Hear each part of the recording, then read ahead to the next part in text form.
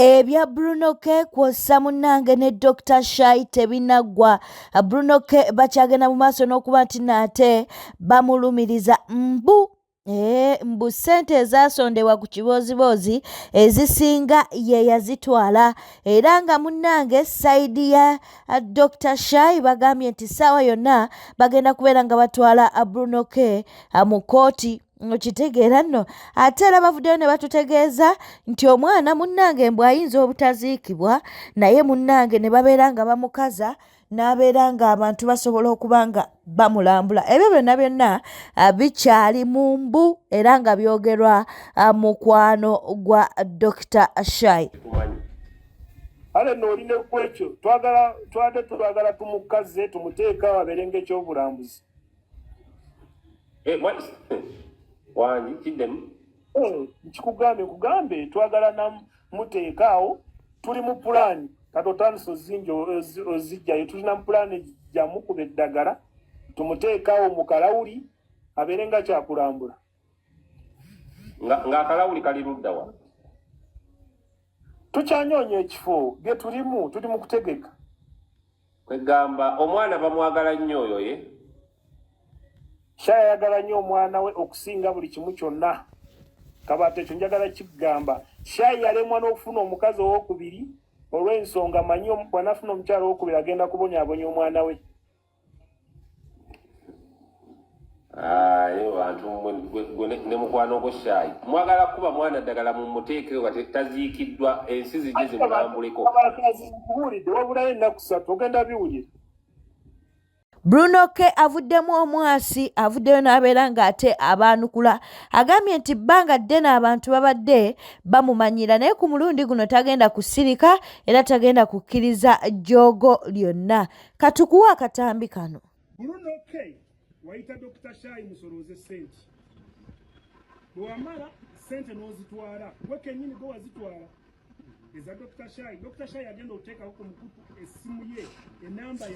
Okay, all right. I wasn't going to reply to this, but a lot of people have inboxed me, including my managers and my friends. Kino kigende eri abantu mwenna abasuubira okujja ku kiboozo bayamba. If you have a heart that is ungrateful, do not come to my inbox. Many of you are in my inbox. Bino byebintamya okuyamba abantu because now I'm tired. Mwena mwali ku live, this guy mbadde sagala mwogerako because akyali mu pain y'omwana we, but I'm very sure you're the one sending these people. Shai, I don't want to embarrass you, bro. Mwali ku live, sente zonna baazikuwa zaagenda ku simu yo, bazireceiving n'ogaana okukolera abantu vidiyo ebeebaza simanya wali toyagala kukupapya oshegeera waddamu n'onkubira n'amasimu bw'oyagala kwogera nange, but because of how you had treated me oshegeera I did not want to associate with you again. Ningamba ne Amon. Councillor Amon is my witness. Everyone who was on that live is my witness. Stop blackmailing me. This is the same blackmail you were using on Kisha, the mother of the child. Do not try to blackmail me. I have had enough of people trying to blackmail me. Ndowooza mwe mundaba buli omu ayagala kuneesimulizaako bisooto. Again, out of my good heart, I gave you a platform. You collected money on that platform. You took all the money. Kati saawa eno mpaayiriza mbu sente tewazifuna. Stop playing sympathy cards. You're the one sending these guys. Warn your friends, bano botuma bano, this guy, because I've seen a video of you with this guy. Either Anonia likes or whatever. I don't know what he's doing. Whatever he's doing, do not try me. You get. Okusirika ennyo tekunfula muntu musiru. I said Sheila Price told me, and Sheila also repeated it herself, that she found you with 2 iPhone 17s after you were from the Chibozi, like 3 days. Sheila talimba, and she will come out and testify. If you want us to go that road, ochali munaku blood, like ochali, you are still grieving the loss of the kid. But don't blackmail me, bro. Do togezana ko blackmailing muganda wange. Cause wumba mwagala twala direction hiyo ne bakwano. Tell your friends to desist from blackmailing me and trying to defame my name. Mwegendereze baganda bange balaba mujjirira ekitegeera temundeetera kuva mu mbeera. Ndi wano neebuuza Bruno agenda kukola atya. Taata Lamonti avuddeyo n'agamba agenda kusiba Bruno, teyamuwa ssente eri bagamba yafuna miliyoni 7. Bruno agamba talina wadde 10 kye yakwatako ye bw'agamba wadde. Kakati bannange Bruno ono ebbanga lyamazeewo ng'asondera abantu. Nze kambabulire mugenda kujja ku bantu nga tebakyayamba. Kati Bruno koyo no okuyingira mu kabokisi kembwa aku fundraising mugenda kubanga abakama ennumi. Sisuubira nti anakkiriza. Ne Bruno munnange nabagambye nga bwe nabagambye mukolerera Katonda. Omuntu mulamu tusobola. Kati saaki bagambye nadde saakabyogerako wano eggulu nekugamba osobola okuyamba omuntu nakusiba nakuwa n'obutwa n'ofa nga wamuyamba ate nga gwe yamusembeza. Mukwano tukolerera ggulu. Bana abantu tubaviireko ddala kubanga Taata Lamonti yakutte wansi ni waggulu. Bwe tweyongerayo Chosen Becky bannange oba yakola ki abantu ku mutimbagano. Nze naawe kaakati nno bavuddeyo ne babeera ng'ate balangira omwami we. Jjukira nti waliwo live emu gye babadde bali mu kukola kaakati ne wabaawo agenda mu comment section n'alyoka agamba nti omusajja alina akasaati kamu kokka. Chosen Becky mu kumuddamu yamugambye omugagga talina nnyambala. Katubiku ono agambye nti naye akasaati alina kamu. Vidiyo y'omwami wange gye nva okusaayo ng'atikkudde ebipiki n'obugaali bw'abaana gyakomentinzeeko. Naye mu baana mu nsese bamuli mu nsi ki gweoza abagagga bamanyi okwambala. Abagagga tebamanyi kwambala. Gwe gye weegendereza oba wali olinnyeko ku nnyonyi osanga abagagga ku nnyonyi nga bakugamba oyo Professor Biliyoniya ng'ali mu biyeboyebo nga birabika bubi ekipale kya shoti kyokka ffe abaavu nga weesmaati nze bwe mba nninnya ennyonyi nsobola okwambala. Nze omwami wange lwe yantwala e Zanzibar nga tukyali mu dating luli bye mulundi ogwasooka okugendera mu nnyonyi nga nyambadde bisandozi ebya black byali bwe biti abyagala nnyo. Binyambaza ne muganda tusobola kulinnya nnyonyi nga tuli mu bisando nangamba chill baby. Abagagga tebamanyi kwambala mujja musaasira. Ayina engoye empitirivu. Sente ezigula engoye aziina. Naye banne ebyana by'abagagga tebimanyi kwesmaatinga. Minisita Balamu wuuno bamulabudde. Ani amulabudde? Amulabudde munnange ye kisa kya Mukama. Avuddeyo n'alyoka amugamba weesonyiwe obufumbo bwa Chosen Becky. Kino nkirese mu bulungi eri muganda wange Balamu Barugahare minisita. Njagala kukusaba abaana bo babeera Germany ne maama waabwe ne wankubadde ng'abamu bakujerega nti wali mulozi wankuwa mu bivvulu. Kino nkirese mu mukwano va ku Chosen Becky. Ensonga za Chosen Becky ne bbaawe bareke bazeemalire kubanga nabo tewali amalazeewo. Fere tukulabangako na mukyala wo ne bwali olayira tetwalaba mukyala wo ng'akuwerekedde kati sirika ku nsonga z'amaka. Chosen Becky ajja tuuka ekiseera kakkana tegere nti abaana balina kitaavu. Omwami yawasa Chosen Becky tajja kuzaala baana ba Amiri.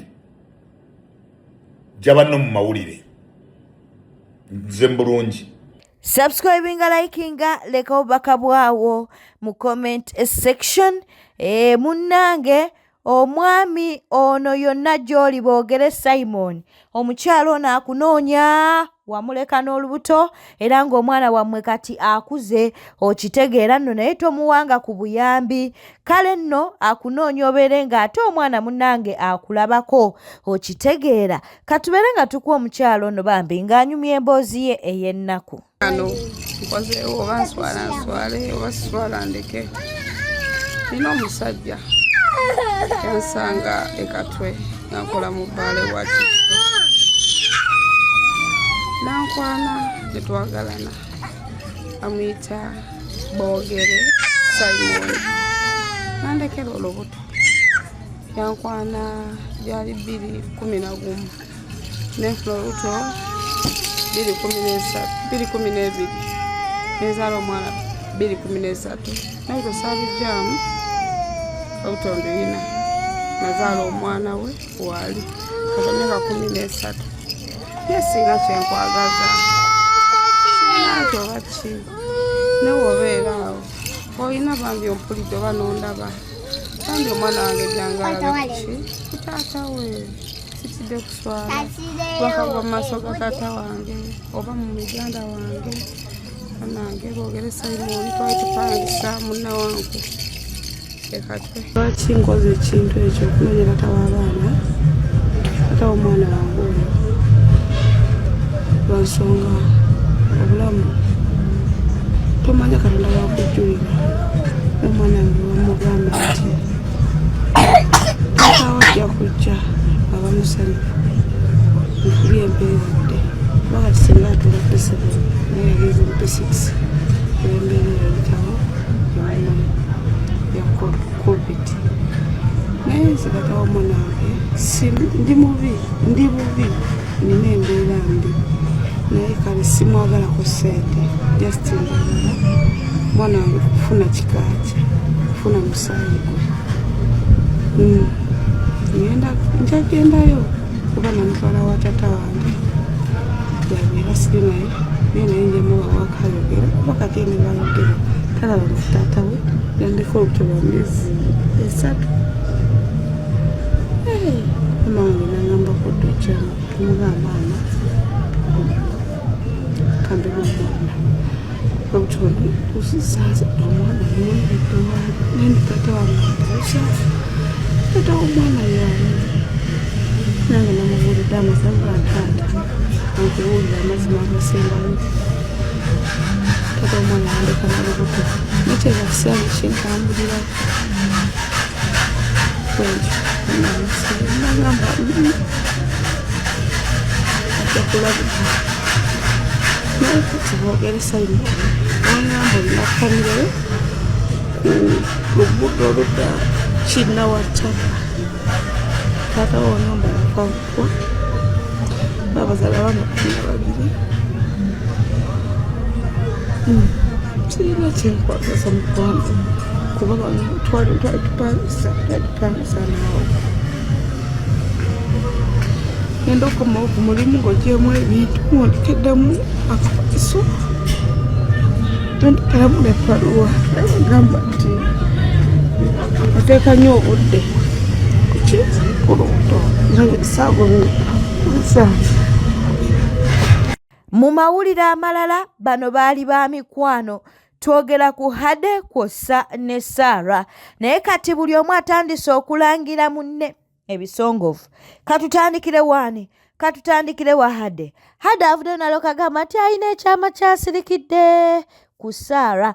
Okitegeera nno mbwera waaba waakukyogera ensi yonna yonna eyinza okuwuniikirira ne kireetera ne Sarah okuba nti naate yejja mu bulamu bw'ensi eno wabula alina kayogedde awo ka threesome. Annange ebyama by'ab'emikwano kebera mukwano gwo gw'oli naye katubeere nga tukuwa akatambi kano. Obusungu bwe nakuyinako ng'oggyeyo ebyama byange bw'ebyobutaba na kitange naye ng'omanyi era twabadde tuyomba ne nkugamba omanyi ebyama bwe byentadde wano nga wenjijjayo ekyama kyo nga tali akimanyi okuleka nze nga wenkijjayo naye mwenyininyini osobola okweteeka mu depression ne weekubisa emmotoka obutaswala naye nga n'ekirambo ekyo kijja kuswala oba kitegeera naye olw'okuba nasuubiza Katonda wallahi sirina muntu gwe nali nkigambye omuntu alinga akimanyika katini yekka gyali ate nga naye tasobola kukyogera ate nga naye akimanyiko katono naye sisobola kuvayo naye nkyogera nakisuubiza Katonda ne bw'oli nnumya otya ekyo kisiri kyogera because nkimanyi nti ekibi ekisembayo ku bibi ebyali bikutuuseeko okiwulira ku bibi ebyali bikutuuseeko kyekibi ekikyasembyeyo ng'omuntu nga ne Katonda akwenyala ng'otuuse maaso ge. So my dear, tonkaka omanyi nina ebyama byo, please leave me alone. Onvumya obwamalaaya obumazeeyo bati teri malaaya agaana threesome si bwe kiri ate atali malaaya ogamba otya omuntu mukole threesome mupangisa omuntu abatwale somewhere mukole threesome zesikola bya masitani. No way, no way. Zinabagamba nnyo tuuka maaso ga Katonda na Katonda ngamba muwala wange soko tule wali nsoke mpozese bano kyokka ensonga lwaki mundaba nesugida ne mu face sijetekako kunyuma bannange nze ndi ku Katonda era ndikola birungi naye nze kugambye ekyama kye kiri kwenyinyaza abantu bonna oba ne bakusaasira ennyo oba ne batandika okwenyinnyala siri kyogera okitegeera so kati buli omu yeesonyiwe munne zeno video njikoze okugamba temuddamu kunkolera video yonna ngeri mu fake account nga munvuma obwamalaaya nga munvuma buli kimu. Yes, ne Sarah naye ayanukudde avuddeyo n'amubuulira ensonga lwaki yamwesonyiwa.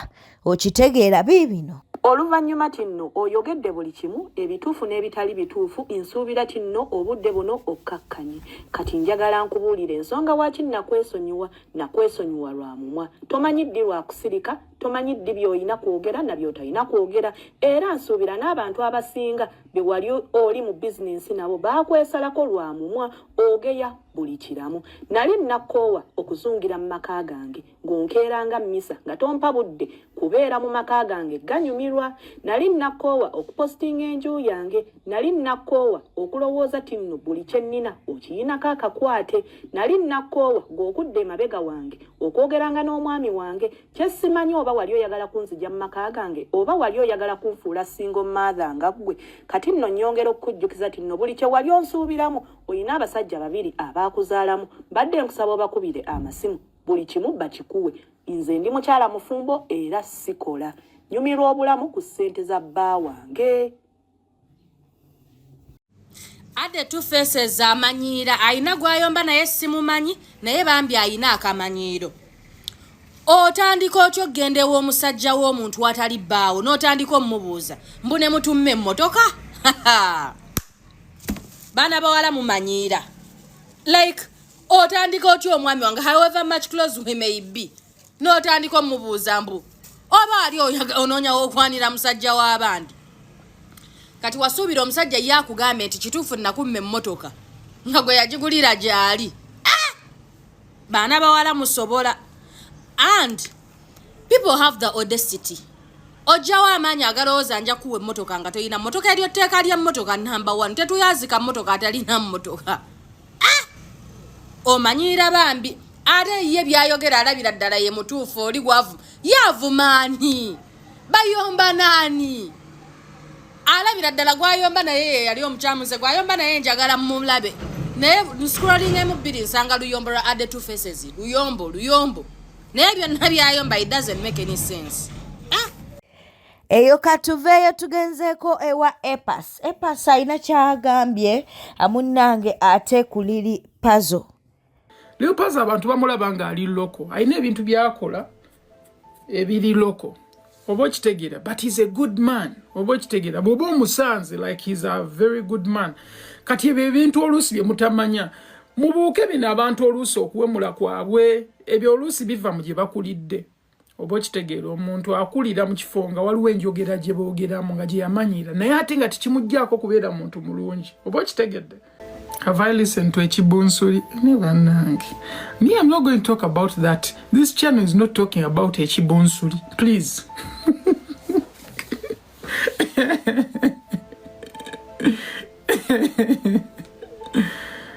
Yeah, it's not going to talk about that, guys. Please. Bwete tambudde obadde mulabi mulungi olw'okwekumira ku Newspark channel. Kankusaba obeere ng'osubscribinga, olikinga n'okuleka obubaka bwawo mu comment section. Beera bulungi, weeraba.